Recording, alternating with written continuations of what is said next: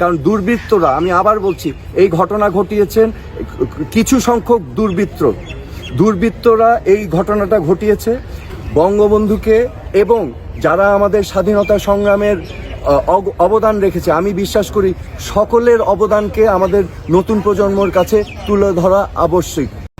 আজকে আমি খুব দুঃখ ভারাক্রান্ত মনে আপনাদের সামনে এসেছি।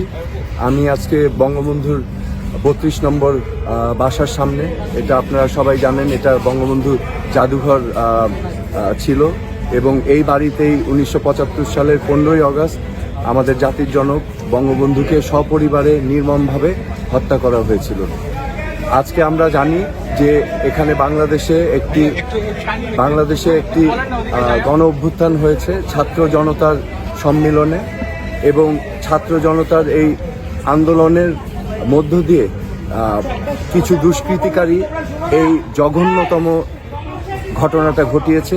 আমি এটার তীব্র নিন্দা জানাই এবং তীব্র প্রতিবাদ জানাই, এবং আমি আহ্বান করব অন্তর্বর্তীকালীন সরকারের দৃষ্টি আকর্ষণ করে আমি দাবি করব যে অতি সত্বর এই দুষ্কৃতিকারীদেরকে আইনের আওতায় এনে বিচার করতে হবে।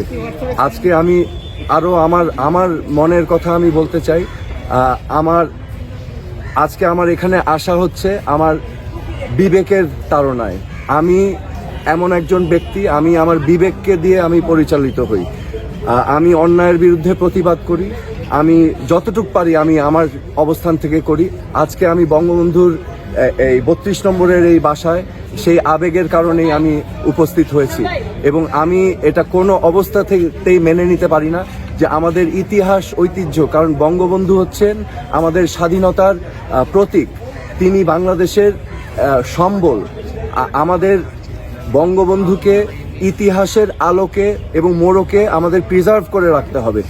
বঙ্গবন্ধুকে অসম্মান করা হচ্ছে আমাদের মুক্তিযুদ্ধের পূর্ববর্তী 23 বছরের গণ আন্দোলন, যেই গণ আন্দোলনের মাধ্যমে আমরা মুক্তিযুদ্ধ করে দেশ স্বাধীন করেছিলাম।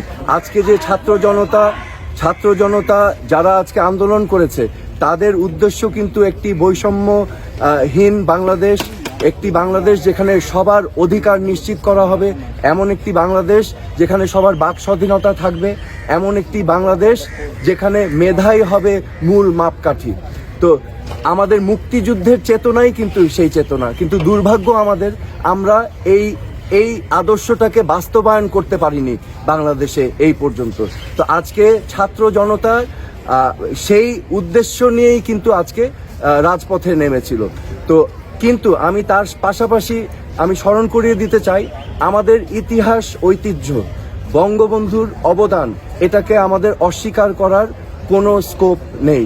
কারণ আমাদের অতীত, আমাদের সত্তা যদি আমরা ভুলে যাই, তাহলে কিন্তু আমরা ভবিষ্যৎ গড়তে পারবো না।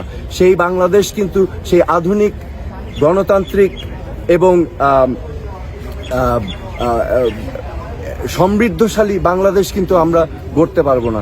বঙ্গবন্ধুকে এবং যারা আমাদের স্বাধীনতা সংগ্রামের অবদান রেখেছে, আমি বিশ্বাস করি সকলের অবদানকে আমাদের নতুন প্রজন্মর কাছে তুলে ধরা আবশ্যক।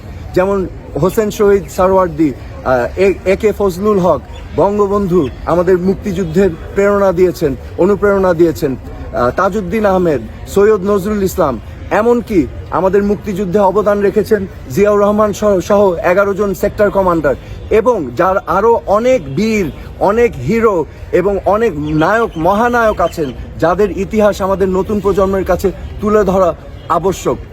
আমি মনে করি এই চরিত্রদেরকে নিয়ে রাজনীতি করা ঠিক হবে না।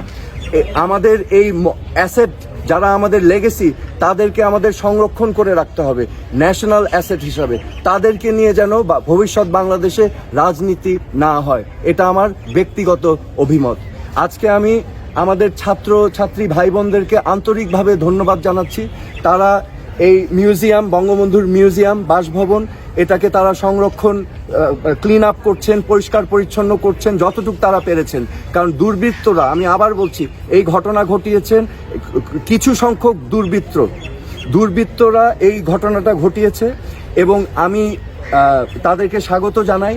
তারা চেষ্টা করেছেন যে এখানে সার্বিকভাবে ক্লিন আপ করার জন্য এবং সংরক্ষণ করার জন্য আমি আন্তরিকভাবে ধন্যবাদ জানাচ্ছি এখানে সকলে তোমরা যারা আছো।